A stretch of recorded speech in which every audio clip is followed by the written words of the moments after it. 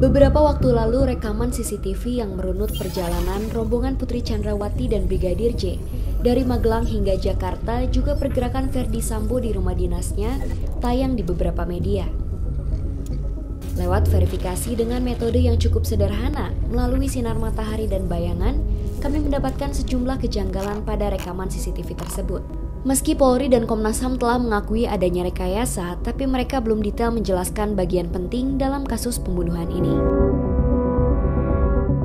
Rekaman CCTV yang beredar luas itu memang hasil manipulasi. Jelas rekaman tersebut menghapus banyak scene. Hal itu masih jamak dilakukan karena rekaman berdurasi amat panjang.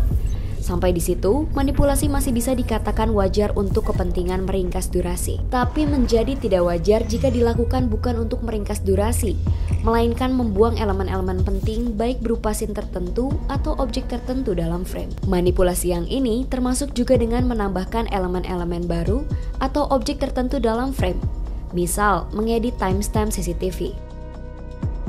Untuk mengecek lebih rinci, bisa dilakukan metode localization tampering, yakni analisis frame by frame, menghitung histogram dan menampilkan grafik histogram. Karena rekaman CCTV yang beredar adalah gabungan berbagai rekaman yang dijadikan satu, sulit untuk localization tampering. Dalam kasus rekaman CCTV di seputar kediaman Verdi Sambo, cara lain ialah memverifikasi timestamp yang ditampilkan dalam rekaman CCTV. Kami mencoba melakukannya melalui sinkronisasi arah bayangan matahari. Foto ini didapat YouTuber Anjas Asmara. Diduga kuat foto itu diambil sebelum rombongan berangkat dari Magelang. Mobil patwal ini identik seperti yang muncul di CCTV. Foto itu diambil di depan rumah Sambo di Cempaka Residence. Kamera mengarah dari titik ini ke arah ini. Mobil ini menghadap dari timur ke barat. Jika disinkronkan dengan jam matahari, maka foto ini diperkirakan diambil sekitar jam 9.30. Analisis yang sama juga kami lakukan pada CCTV dalam perjalanan di batas kota utara Magelang. Speedcam Tol Semarang KM 431 dan rest area KM 86B di Tol Palimanan. Begitu juga pada rekaman CCTV saat Verdi Sambo pulang ke rumah. Rekaman ini disebut terjadi pada 15:29 waktu Indonesia Barat. Ini sinkron dengan jam matahari pada masa tersebut. Sambo tiba di rumah semenit kemudian. Lalu CCTV berikutnya menggambarkan rombongan dari Magelang datang pada 15:41 waktu Indonesia Barat. Di situ Putri, Yosua, dan Richard Eliezer terlihat turun dari mobil lalu melakukan tes PCR. Jam 15.49 adalah kali terakhir Yosua terlihat di CCTV.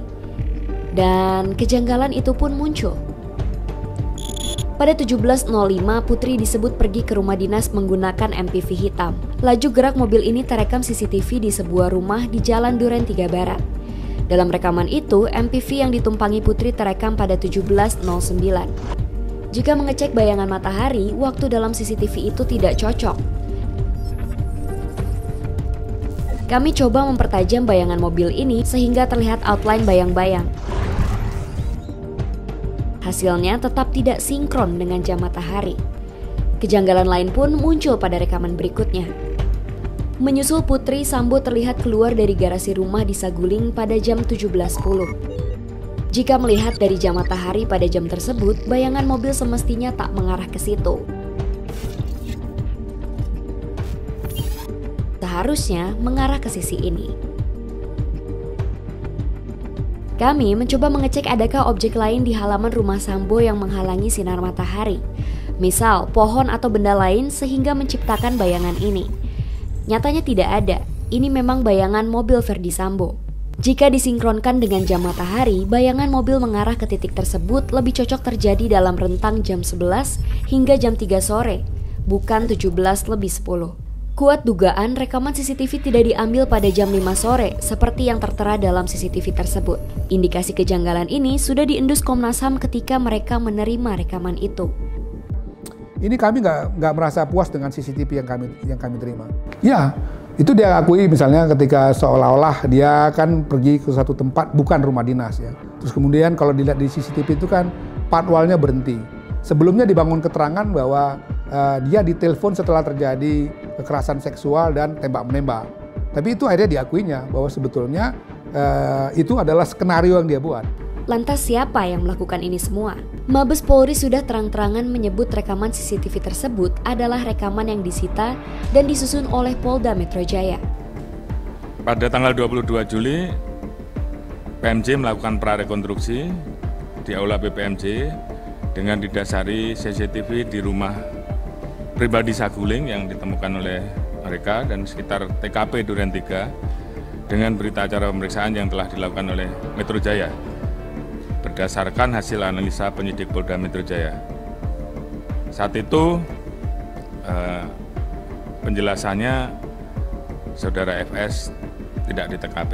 Selanjutnya pada tanggal 23 Juli dilakukan olah TKP gabungan Polda Metro dan Bareskrim untuk melihat kesesuaian hasil prarekonstruksi.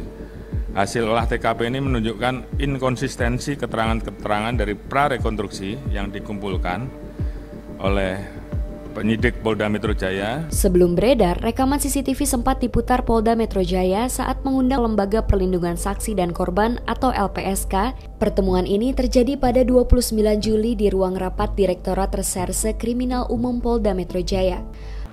Yaitu di 29 Juli itu ada rapat perihalnya tentang perlindungan korban kekerasan seksual perempuan dan anak. Rapat itu pada intinya tidak membahas hal umum menyangkut perlindungan terhadap perempuan dan anak menjadi korban kekerasan, tetapi dikhususkan itu membahas Ibu PC. Jadi rapat itu hanya membicarakan soal Ibu PC dan mendorong, si pengundangnya mendorong agar LPSK segera melindungi Ibu PC. Dan diputarkanlah video yang sudah diedit, yang sudah ada backsound-nya, video CCTV perjalanan rombongan Ibu PC. Ketika video itu diputar dengan backsound-nya, kemudian ada yang menjelaskan. Kalau menurut kami tujuannya untuk mempengaruhi terundang, untuk dalam suasana yang sama sebagaimana dibangun oleh naratornya, gitu, yang melakukan presentasi ketika video itu ditayangkan. Salah seorang petinggi Polda yang hadir dalam rapat itu adalah Wadir Krimum AKBP Jerry Siagian. Belakangan, ia ditahan di Makobrimob karena diduga terlibat dalam manipulasi kebenaran kasus pembunuhan Yosua. Apakah perbuatan Jerry Siagian dan yang membantunya ini diketahui atasannya di Polda Metro Jaya? Dalam hal ini tentu saja, sang Kapolda Fadil Imran.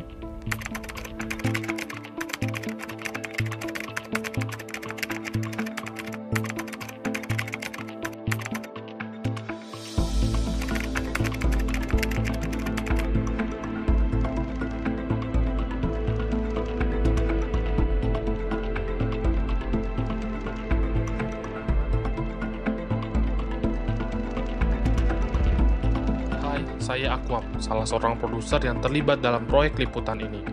Proyek ini melakukan pengujian atas video kronologis yang awalnya dipublikasi oleh 2 televisi. Seluruh materi dan tools yang dipakai dalam proyek ini bersifat terbuka, sehingga siapapun bisa mencobanya. Selama beberapa tahun terakhir, kami intens membuat laporan investigasi yang berbasis sumber data terbuka. Beberapa di antaranya kamu bisa tonton dengan mengklik video di layar.